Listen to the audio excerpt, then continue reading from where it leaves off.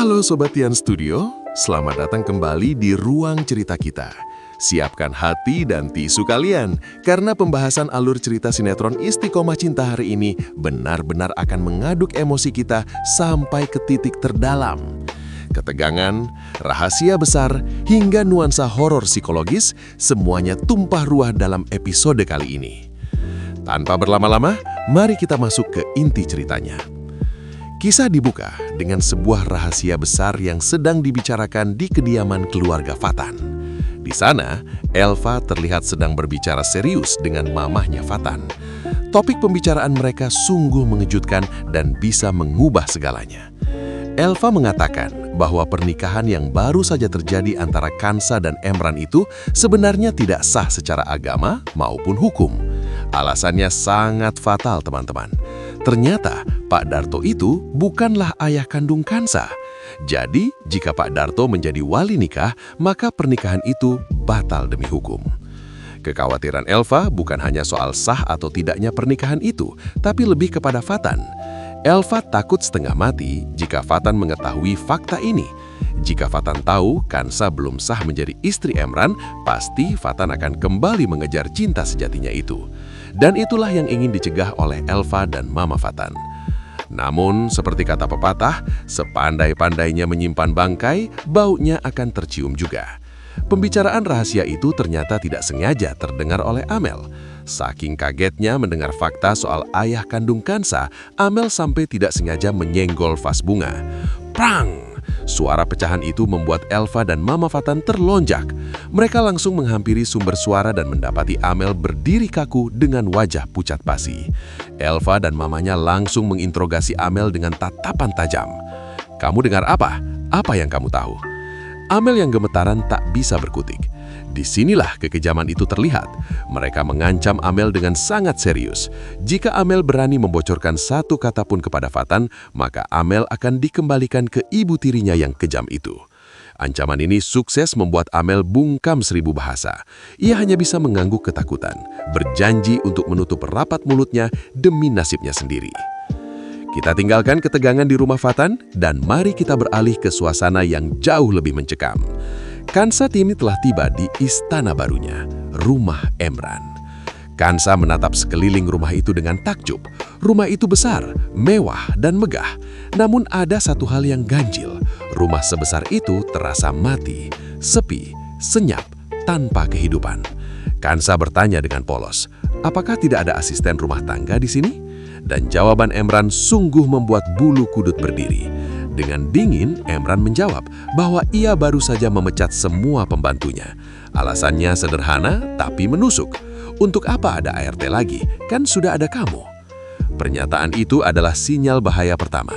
Emran secara tidak langsung menegaskan bahwa Kansa di rumah ini bukan hanya sebagai istri, tapi juga sebagai pelayan yang akan mengurusi segalanya sendirian.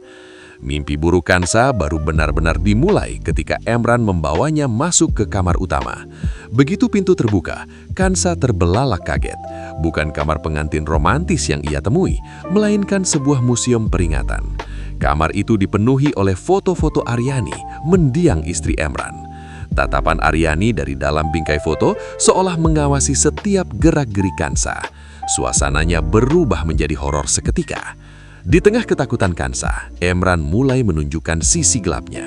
Ia mendekati Kansa dan mulai mendoktrin otaknya. Emran berkata dengan nada obsesif, "Aku mau kamu menjadi Aryani."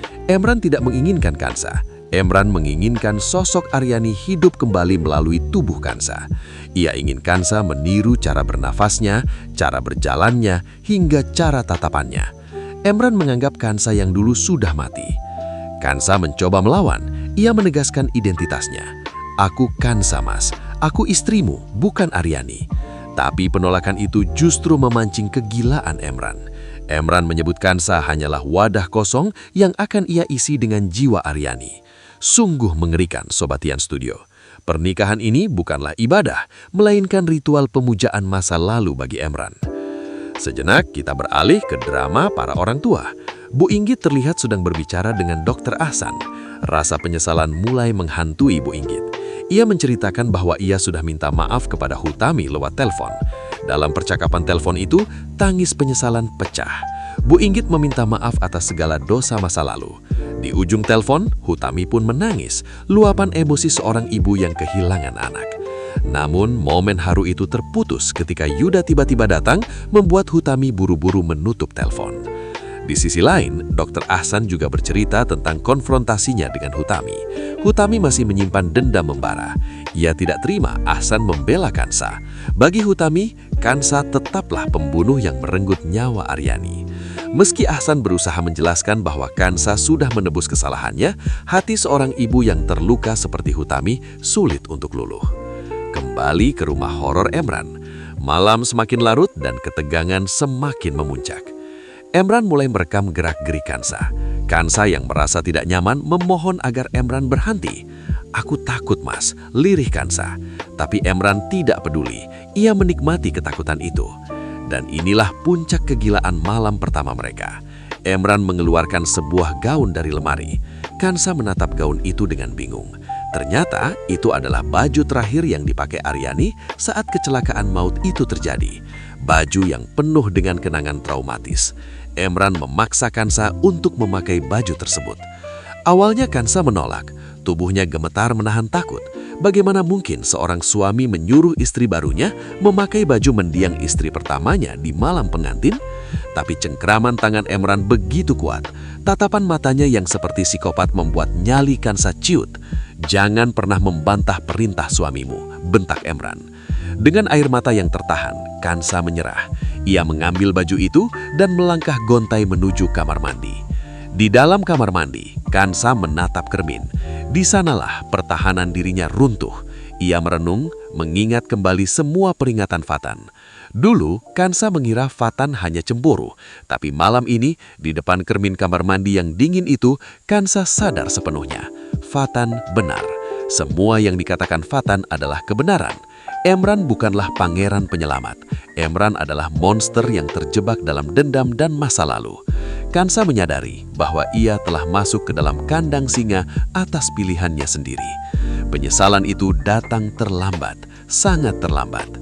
Saat Kansa sedang terpuruk dalam tangisnya, suara Emran kembali menggelegar dari luar, memanggilnya. Jantung Kansa berdegup kencang. Emran berteriak, menegaskan kembali aturannya.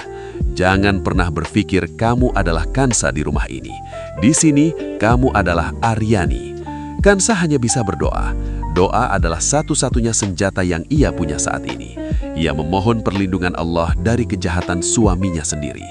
Di luar rumah, di balik kegelapan malam, ada sepasang mata yang tak berkedip mengawasi rumah itu. Itu adalah Fatan. Fatan berdiri di sana dengan hati yang tak tenang. Instingnya mengatakan bahwa Kansa tidak sedang baik-baik saja. Namun apa daya, ia tidak bisa berbuat banyak selain mengawasi dari kejauhan. Kembali ke kamar, pintu kamar mandi terbuka. Kansa melangkah keluar mengenakan baju milik Aryani. Seketika itu juga, dunia Emran seolah berhenti. Melihat Kansa dengan balutan busana itu, delusi Emran mengambil alih akal sehatnya. Ia tidak melihat Kansa, ia melihat Aryani. Emran terpana, matanya berbinar penuh pemujaan. "Kamu cantik sekali, kamu perempurna. Aryani, kamu kembali," gumam Emran dengan nada lembut yang mengerikan. Emran mendekati, terpesona oleh ilusi yang ia ciptakan sendiri. Namun saat ia menatap mata Kansa lebih dalam, ilusi itu pecah. Realita menamparnya kembali. Ia sadar bahwa wanita di depannya ini bukan Aryani, tapi Kansa. Sikap Emran berubah 180 derajat dalam hitungan detik. Dari memuji, ia langsung menghina. Tatapannya berubah menjadi kebencian murni. "Kamu hanyalah wadah kosong. Kamu hanyalah seorang pembunuh," teriak Emran di depan wajah Kansa.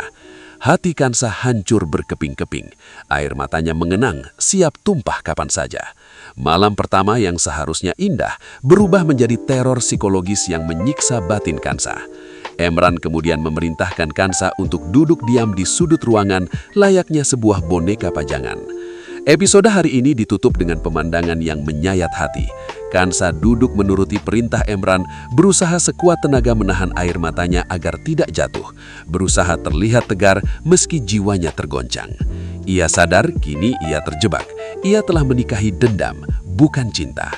Sungguh sebuah episode yang berat dan penuh pelajaran ya, Sobat Tian Studio. Bagaimana menurut kalian nasib Kansa selanjutnya? Apakah Fatan di luar sana akan menyadari bahaya yang mengancam Kansa dan nekat menerobos masuk? Atau Kansa harus berjuang sendirian melawan kegilaan Emran? Terima kasih sudah menyimak alur cerita yang menegangkan ini bersama Tian Studio. Jangan lupa jaga kesehatan dan sampai jumpa di pembahasan episode selanjutnya yang pasti akan semakin seru.